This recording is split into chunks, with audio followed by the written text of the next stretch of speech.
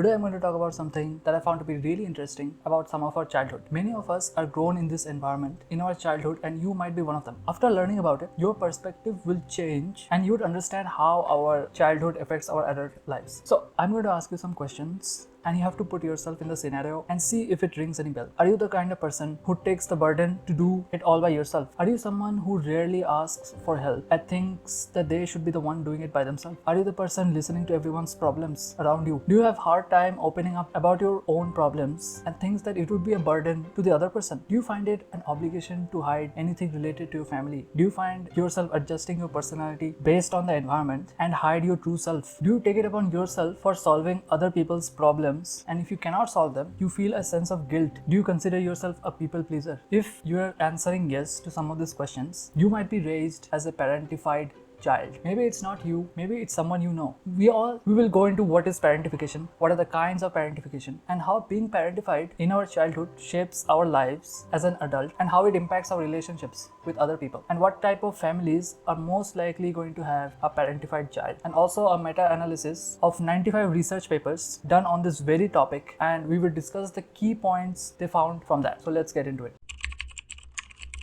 Parentification is when the family roles between child and parent are reversed, and the child can appear more like the parent, taking on responsibilities, taking on supportive roles for their parents, like doing household chores, managing finances, providing emotional support while they're still in developmental stages in their life. Most of the time among siblings, the eldest sibling takes on the role in taking responsibilities of younger siblings, where it should be the parent's job in the first place. Bozor, Mengi, Nagy and Spark first utilized the word parentification in 1973 in detail to describe a standard element of relationships whereby parental features are projected onto an individual. Since then, extensive research has evolved to unpack the deep psychological impact of this role reversal. To survive, these children often bury their true selves and emotions to appease their caregivers, doing whatever it takes to secure their primary source of safety. Yet, no matter how much the child gives, it is never enough for the parent. Sometimes when a child couldn't fulfill these adult duties, they might feel like they're not enough, and they never will be enough. This early trauma carries into adulthood as chronic anxiety, resentment,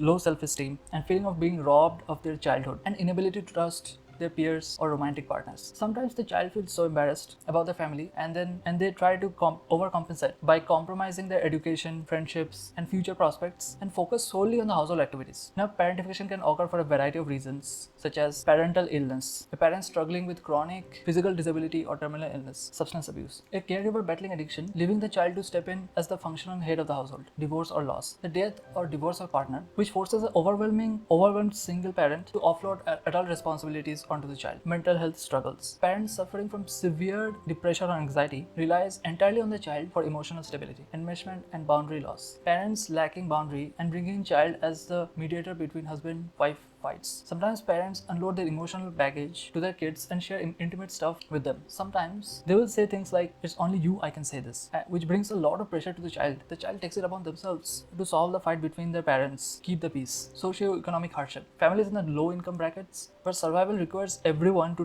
participate in the household activities. This systemic pressure was severely amplified for many during the disruption of the COVID-19 pandemic.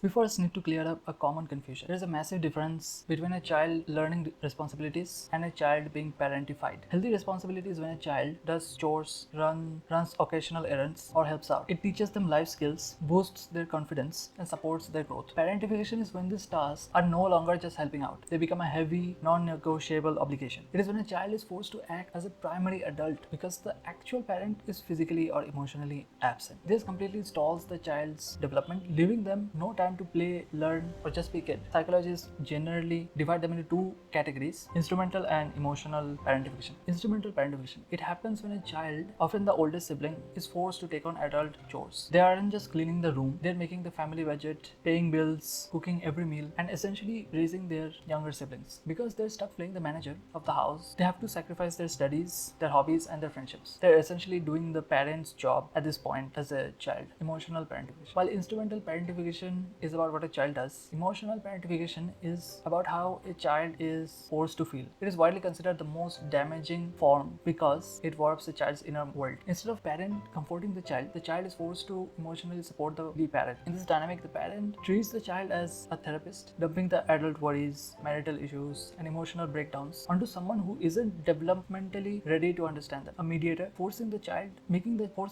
to step in and fix the arguments between the parents to keep peace. An emotional anchor, making the child feel like the parents' happiness or even the survival is entirely dependent on the child. The tragedy of emotional parentification is that the child's own emotional needs are completely ignored. They learn to suppress their own sadness, fear, or anger because they're too busy holding their parents together. They become an emotional shield for the family with no one to take care of their own emotions. A parentified child might grow up to have severe issues like poor social skills, social isolation, feeling of guilt, depression, lack of self or individualism. They think that they need to change their behavior to please other people. They would think asking for help or opening up would waste other people's time, taking a role of being parent to their partner, or even choosing a needy partner to become their parent because this is what they know love is. Years of prioritizing other people's needs make them unable to set proper boundaries. Many times a child grows up to parentify their own child as well because this is what they knew. A meta-analysis of 95 articles on parentification, out of which 58% were from US, 20% from Europe, 8% from Middle East, 7% from Asia, 5% in Canada, and 1% in Africa, of age ranging from 19 to 67 among adults, 11 to 21 among adolescents, 3 months old to 17 years old among children. Two things we need to account for is that most of them are a retrospective view of adults and most of them were female. Male studies were highly underrepresented. The study ranges from parents with Alzheimer's disease, mental illness, autism spectrum disorder, drug abuse, Holocaust survivors, to workaholic parents. There are multiple studies with positive results, negative results, and null results. They tried to find a general pattern in the studies. Their conclusion was here as follows. It means when it comes to providing emotional support to parent, it leads to depression. But sibling-focused parentification does not. One study found that lack of boundary in teenage years creates depressive symptoms more than in childhood years. Parentification does not correlate with substance abuse or risky sex. In fact, 2 studies showed the opposite of that. Despite all the negative, few selective positive outcomes are shown in 2 studies for parentification, like post-traumatic growth, happiness, social competence, and empathy, but it is not as reliable due to lack of data, as most studies did not look for any positive traits. Parentified children who failed to develop differentiation of self-struggle with emotional boundaries resulted in poorer mental health and a higher reliance on alcohol to cope with external chaos, where self-worth was tied to caregiving rather than identity, and intense fear of rejection lead to protective masking that ultimately prevents authentic, deep connections. For this one, forced childhood parentification disrupts natural attachment security, leading to adult relationship anxiety, avoidance, and potentially severe paranoid and schizotypal personality traits. Disclosure of worries, meaning when kids are able to openly talk to their parents about family worries, it shields their mental health, whereas keeping them bottled up is linked to much worse well-being. Social support, having outside friends or mentors to lean on actively buffers the heavy stress of parentification, while having zero support is directly tied to deep psychological distress. Religious service attendance, the data showed that being active in a religious community acts as a protective anchor, helping kids to cope with feelings of unfairness without turning to negative habits like drinking.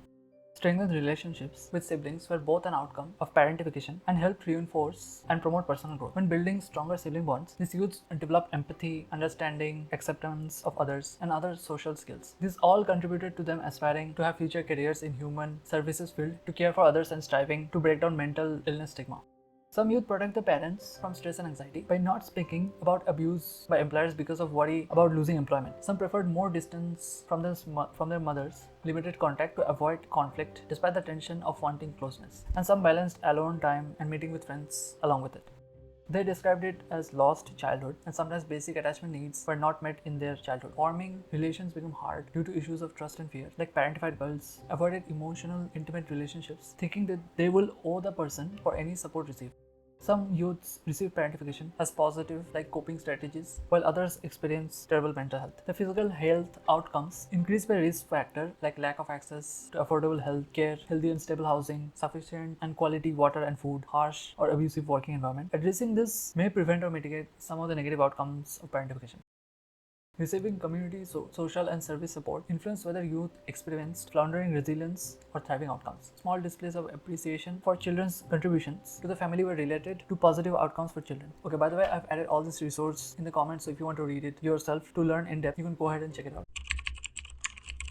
Now, it's not all in vain. We can still break the cycle. In fact, we should. This might be a generational thing for some people. Even by recognizing it and becoming aware of it, healing is possible. Naming your emotions to understand what's going on in our mind and do a self-talk to unpack things can also help. Connecting with others can also have a positive effect in understanding that the world is quite different than what we experience in childhood. Learning about it as we're doing it right now can significantly help in breaking the patterns, and going to therapy can also be helpful. There are also positive effects of parentification, specifically from instrumental parentifications, not at all from emotional parentification. That thing is destructive. Parentified children are more likely to have more empathy, become a natural helper, and get into caregiving roles in society. They're likely to achieve self-mastery, having individual autonomy, have better coping strategies, enhanced emotional intelligence, develop greater independence, agency, or grit. Thanks for watching.